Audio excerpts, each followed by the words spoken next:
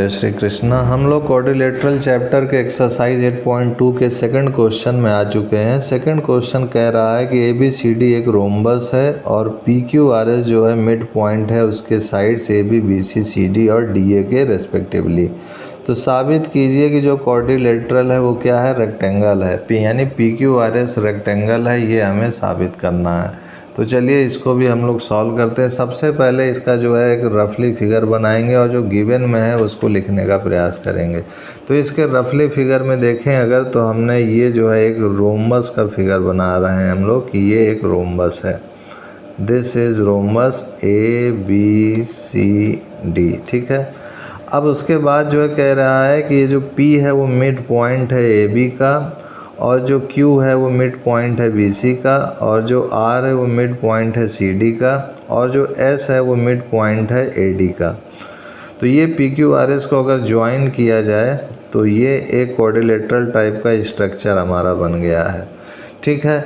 अब यहाँ पर जो गिवन में है उसको मैं लिख देता हूँ। यहाँ पर गिवन में है कि ABCD क्या है, रोम्बस है। ABCD इज अ रोम्बस, पहला पॉइंट।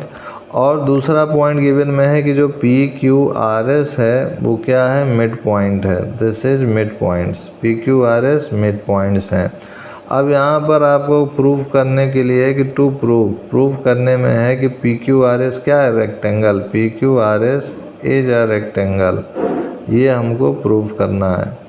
अब इसके प्रूफ में देखिए, सबसे पहले इसके प्रूफ में क्या है कि एक चीज़ हम लोग यहाँ पर कॉन्स्ट्रक्शन कर सकते हैं। कॉन्स्ट्रक्शन मतलब कि अपनी तरफ से यहाँ पर हम क्या कर रहे हैं कि AC को ज्वाइंट कर रहे हैं। ये मैंने क्या किया कि AC को ज्वाइन किया है, तो यहाँ मैं लिख देता हूँ ज्वाइन AC। और AC क्या है, एक तरीके का डायगोनल है इस रोम्बस का, ABCD रोम्बस का, ठीक है। अब उसके बाद मैं क्या करता हूँ कि अपनी तरफ सुविधा के लिए इसको एंगल 1, इसको 2 मान लेता हूँ, इसको एंगल 3 में मान लेता हूँ, ठीक है, और इसको एंगल 4 मान लेता हूँ। ये एंगल 4 हो गया, और एक लास्ट एंगल इसको मैं मान लेता हूँ एंगल 5, ठीक है।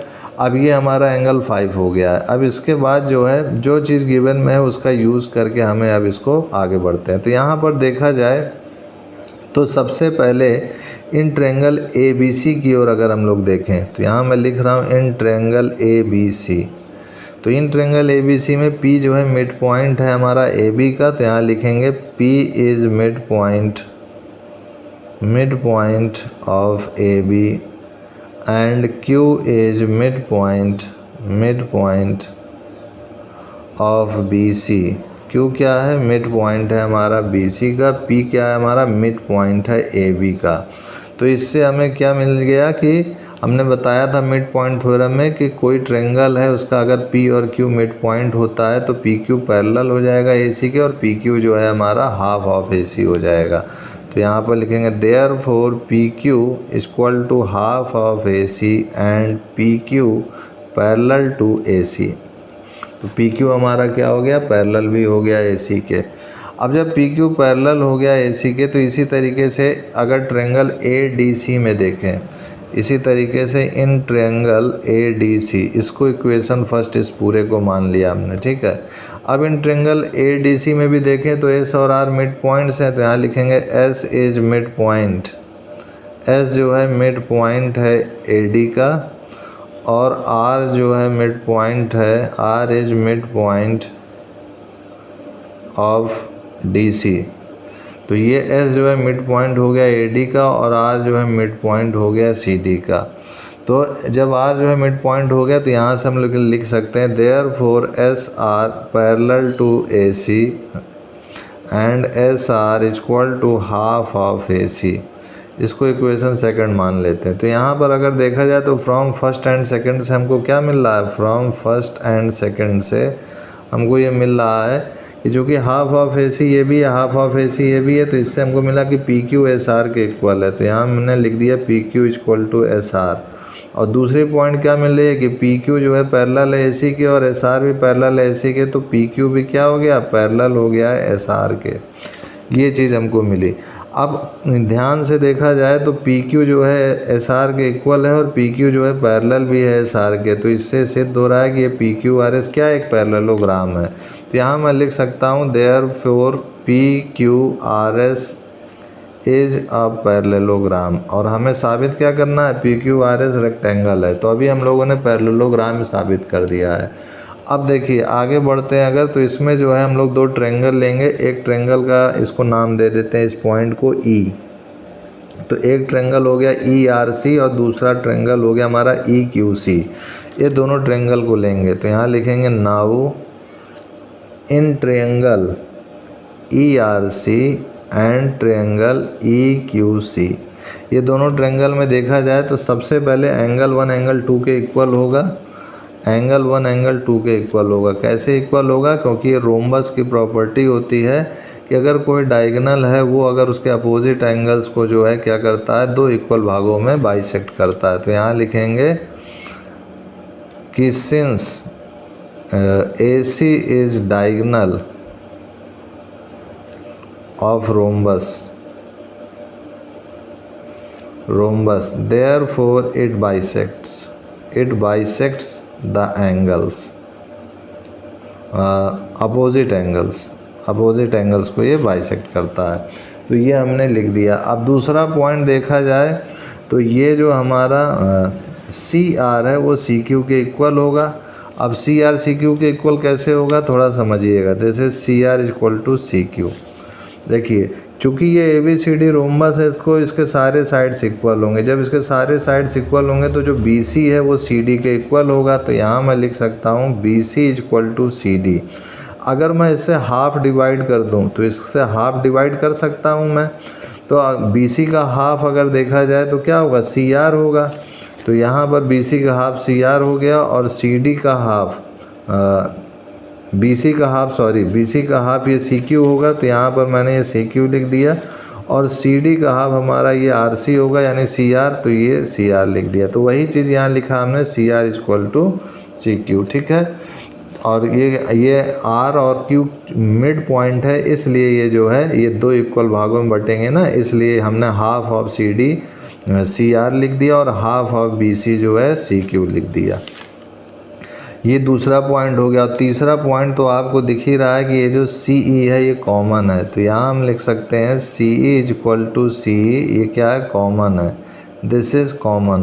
तो यहाँ से हमको ये मिल गया कि साइड एंगल साइड, इसी तरीके से साइड एंगल साइड से ये जो है ट्रायंगल दोनों क्या हो गए, कॉन्ग्रुएंस हो गए। तो यहाँ पे लिखेंगे triangle E R C congruence to triangle E Q C by side angle side से। अब जब साइड एंगल साइड से कॉन्ग्रुएंस हो गए तो इससे हमको क्या फ़ायदा मिला कि एंगल 3 जो है एंगल 4 के इक्वल होगा। ये हमें CPCT से मिल गया। तो यहाँ अब हम लिखेंगे angle 3 equal to angle 4 by CPCT, ठीक है, corresponding parts of congruent triangle से। अब देखिए एंगल 3 और एंगल 4 का सम करेंगे तो ये 180 डिग्री होगा लीनियर पेयर एक्सियम से। तो यहाँ पर हम लिखेंगे now angle 3 plus angle 4 equal to 180 degree. तो यहाँ से हमें एक चीज़ तो ये पता है, ये तो लीनियर पेयर एक्सियम से हो गया, और हमें ये भी पता है कि 3 जो है 4 के बराबर है। तो यहाँ पर हम 4 की जगह 3 भी लिख सकते हैं। तो यहाँ पर angle 3 plus angle 3 equal to 180 degree, तो 2 एंगल 3 इक्वल टू 180 डिग्री। तो angle 3 equal to 180 degree by 2, this is 90 degree. तो ये हमारा 90 डिग्री 3 आ गया। अब वर्टिकली अपोजिट एंगल से 3 जो है 5 के बराबर है, तो ये 90 होगा, तो ये भी क्या होगा, 90 हो जाएगा। तो यहाँ पर लिखेंगे angle 3 equal to angle 5 equal to 90 degree, this is vertically opposite angles. तो ये इक्वल हो गया। अब ध्यान दीजिएगा, ये अगर 90 डिग्री है तो ये एंगल और ये एंगल का सम क्या होगा, 180 डिग्री होगा। क्यों होगा 180 डिग्री, क्योंकि AC पैरेलल है PQ के। तो यहाँ पर हम लिखेंगे कि since AC parallel to PQ, तो को इंटीरियर एंगल्स का सम क्या होगा, 180 डिग्री होगा। तो एंगल 5 प्लस एंगल Q, तो यहाँ से लिखेंगे एंगल 5 प्लस एंगल Q यानी एंगल RQP। तो यहाँ पर angle RQP equal to 180 degree, ठीक है।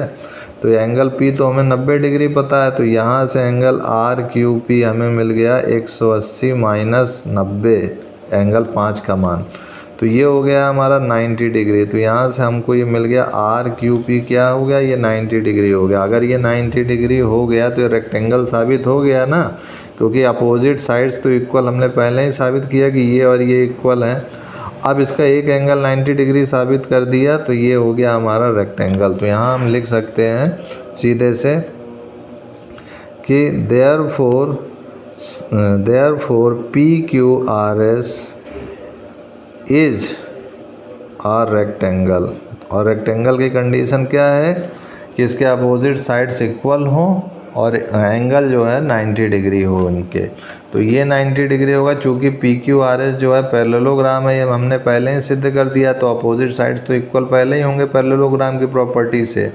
और जो है हमने एक 90 डिग्री सिद्ध कर दिया, तो opposite angles of a parallelogram are equal, तो ये हो गया 90, तो ये भी 90, ये 90, तो फिर ये भी 90 और ये भी 90। तो ये सिद्ध हो गया कि PQRS हमारा क्या है, ये PQRS हमारा रेक्टेंगल है। तो इस टाइप से हमारा ये प्रूव्ड हो गया।